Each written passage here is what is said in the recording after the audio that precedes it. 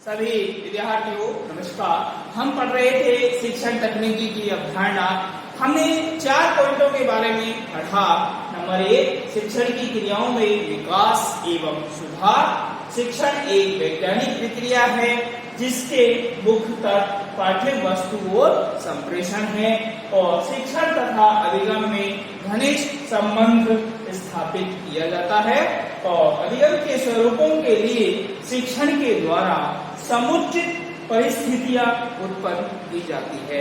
यानी जो हम बच्चों को जो अधिगम करवा रहे हैं उस अधिगम को करवाने के लिए बच्चे के अधिगम का स्वरूप यानी क्या होगा, बच्चों को जो सिखाया जाएगा वह किस प्रकार से सिखाया जाएगा, बच्चों को सिखाने के तरीके क्या होंगे, बच्चों को सिखाने की जो विधि है वह क्या होगी, बच्चे किस प्रकार से सीखेंगे, ऐसे कौन से प्रारूप है जिनको एक कक्षा कक्ष के अंदर समाहित किया जाएगा, उन्हें सम्मिलित करते हुए बच्चों को सिखाया जाएगा। क्योंकि शिक्षण तकनीकी जो होती है इसमें हमने कल पढ़ा था कि वहां पर हम दृश्य और श्रव्य जो सामग्री है उनका भी प्रयोग करते हुए बालकों को शिक्षण अधिगम प्रक्रिया जो होती है उसको हम प्रभावी बनाने के लिए बालकों को क्या करते हैं, ऐसी तकनीकों का प्रयोग करते हुए हम बालकों को सिखाने का प्रयास करते हैं। जब हम इन बालकों को सिखाने का प्रयास करते हैं तो इनके व्यवहार में निश्चित रूप से क्या आता है, परिवर्तन आता है और निश्चित रूप से जब परिवर्तन आता है तो बच्चे सीखने के लिए तैयार होते हैं। तो यहाँ पर देखिए कि अधिगम के लिए, अधिगम के स्वरूपों के लिए शिक्षण द्वारा समुचित परिस्थितियां उत्पन्न करना। इसके बाद एक बार हम दोबारा देख लेते हैं कि नंबर 1, शिक्षण की क्रियाओं में विकास एवं सुधार। और शिक्षण एक वैज्ञानिक प्रक्रिया है जिसके मुख्य तत्व पाठ्य वस्तु और संप्रेषण है। यदि आपको कहीं भी पूछा जाता है कि शिक्षण तकनीकी जो है इसके मुख्य तत्व कौन से हैं, तो पाठ्य वस्तु और संप्रेषण, ये दोनों चीजें आपको हमेशा ध्यान रखनी है। इसके बाद नंबर 3 कि शिक्षण तथा जो अधिगम होता है इनमें एक घनिष्ठ संबंध होता है, दोनों एक दूसरे के पूरक होते हैं और दोनों एक दूसरे के साथ रहते हैं। और अधिगम के स्वरूपों के लिए शिक्षण के द्वारा समुचित जो परिस्थितियां होती है उनको किया जाता है, उत्पन्न किया जाता है। इसके बाद नेक्स्ट है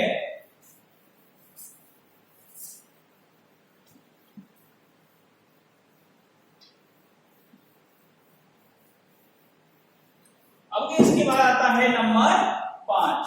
नंबर 5 की जब बात की जाती है कि हमारी जो शिक्षण तकनीकी है इसकी अवधारणा क्या है, कि शिक्षण की जो क्रियाएं हैं, शिक्षण क्रियाओं द्वारा अधिगम के उद्देश्यों की प्राप्ति की जाती है। शिक्षण की क्रियाओं द्वारा अधिगम उद्देश्यों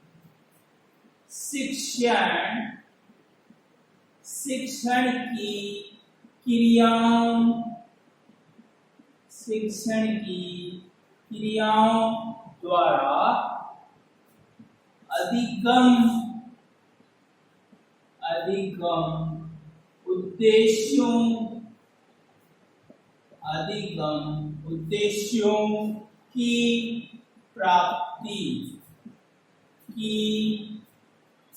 जाती है।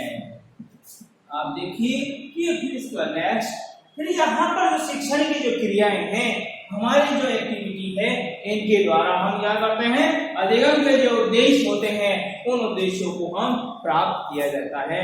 कि यहाँ पर शिक्षण की जो क्रिया है, शिक्षण की जो एक्टिविटी है, हमने देखा, मैं आपको बताया कि हम बालकों को किस प्रकार से शिक्षण करवा रहे हैं, बालक का स्तर हमें देखना है, बालक की आवश्यकता हमें देखनी है, बालक का इंटरेस्ट हमें देखना है और हम किन विधियों का प्रयोग करते हुए बालकों को सिखाने का प्रयास कर रहे हैं। यहाँ पर कुछ ऐसी विधियां भी है, यानी आप परंपरागत जो विधियां हैं उनका भी आप प्रयोग कर सकते हैं, व्यवहारात्मक जो विधियां हैं उनका भी आप प्रयोग कर सकते हैं, खेल की जो विधियां हैं उनका भी हम प्रयोग कर सकते हैं, एक व्याख्यान विधि है उसका भी हम प्रयोग कर सकते हैं और कहानी जो विधि है उसका भी प्रयोग करते हुए हम बालकों को सिखा सकते हैं। इन बालकों को सिखाने का मेन उद्देश्य हुआ कि हमने कक्षा कक्ष के अंदर किस प्रकार की क्रियाएं की, बच्चों ने उसमें किस प्रकार से रुचि ली, इससे क्या होगा कि बच्चे के जो अधिगम है उन उद्देश्यों की प्राप्ति यहाँ पर की जाती है।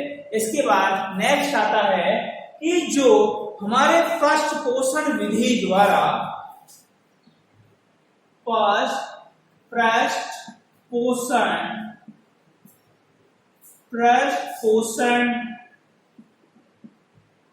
विधि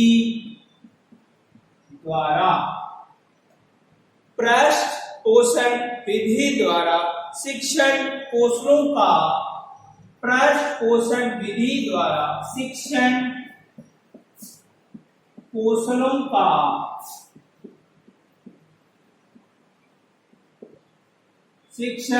कौशलों का विकास किया जाता है। यानी जो शिक्षण कौशल है, जो हमारे टीचिंग स्किल्स है, उनको डेवलप करते हैं इस विधि के द्वारा, पृष्ठ पोषण विधि के द्वारा, क्योंकि यह एक ऐसी विधि है इसके माध्यम से जो शिक्षण के जो तरीके हैं, शिक्षण को पढ़ाने के जो तरीके हैं कि बच्चों को किस प्रकार से पढ़ाया जाए, बच्चों के अंदर जो व्यवहार है उन्हें किस प्रकार से सुधार किया जाए, बच्चों को जो हम कौशल सिखाते हैं, बच्चों को किस किस प्रकार के कौशल बच्चों को सिखाए जाते हैं, उन कौशलों को हमें बालकों को किस प्रकार से सिखाया जाता है, इन सब का विकास पृष्ठ पोषण विधि के द्वारा किया जाता है। इसके बाद आता है नेक्स्ट, अब आता है कि जो हम पढ़ रहे थे कि शिक्षण जो तकनीकी है इसकी विशेषता, शिक्षण तकनीकी अब हम पढ़ेंगे कि इसकी कौन कौन सी विशेषता है। तो यहाँ पर हम देखेंगे कि जो शिक्षण तकनीकी है इसकी विशेषता कौन कौन सी है। तो नंबर 1 जो शिक्षण तकनीकी है इसकी विशेषता के बारे में यदि पता किया जाता है तो शिक्षण तकनीकी के अनुसार, शिक्षण तकनीकी के द्वारा शिक्षण प्रक्रिया में छात्र को केंद्र बिंदु माना जाता है। छात्र को क्या माना जाता है? छात्र जो है इस छात्र को क्या माना जाता है? केंद्र बिंदु। यहाँ पर छात्र को केंद्र बिंदु मानते हुए जो शिक्षक होता है वह कक्षा कक्ष में शिक्षण प्रक्रिया है उसको प्रभावी बनाने के लिए कार्य करता है। इसके माध्यम से, क्योंकि जब शिक्षक जो छात्र है उसको केंद्र बिंदु मानते हुए जब शिक्षण कार्य करवाया जाता है, इससे शिक्षण कार्य के जो उद्देश्य है उन उद्देश्यों को भी प्राप्त किया जा सकता है। और जिन उद्देश्यों के लिए एक कक्षा कक्ष के अंदर शिक्षण कार्य करवाया जाता है उनमें भी एक निश्चित समय पर सुधारात्मक कार्रवाई उनमें भी की जा सकती है, उनमें सुधार किया जा सकता है। ये सब चीजें क्या है कि हमारी जो शिक्षण तकनीकी होती है उसमें बढ़ावा देने का कार्य करती है। इसके बाद नेक्स्ट है कि जो हमारी सेकंड विशेषता है कि इस तकनीकी से शिक्षण जो प्रक्रिया है उसको प्रभावशाली बनाया जाता है। किसको प्रभावशाली? शिक्षण प्रक्रिया को प्रभावशाली।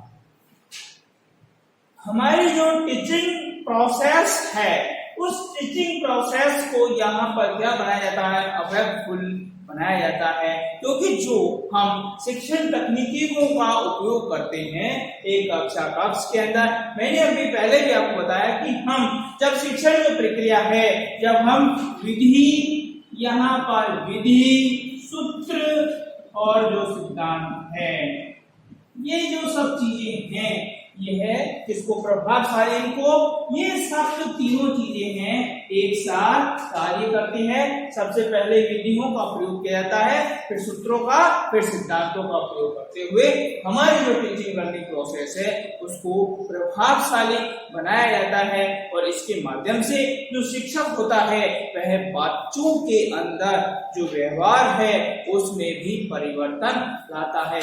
बच्चों को नए नए आयाम बच्चों को सिखाए जाते हैं और शिक्षण अधिगम प्रक्रिया है उसको भी अपेक्षाफुल बनाया जाता है। ये कैसे संभव है कि जब हमारी शिक्षण तकनीकी एक कक्षा कक्ष में एक निश्चित समय पर एक शिक्षक के द्वारा पाठ्य वस्तु और संप्रेषण के साथ साथ उपयोग में लाई जाती है।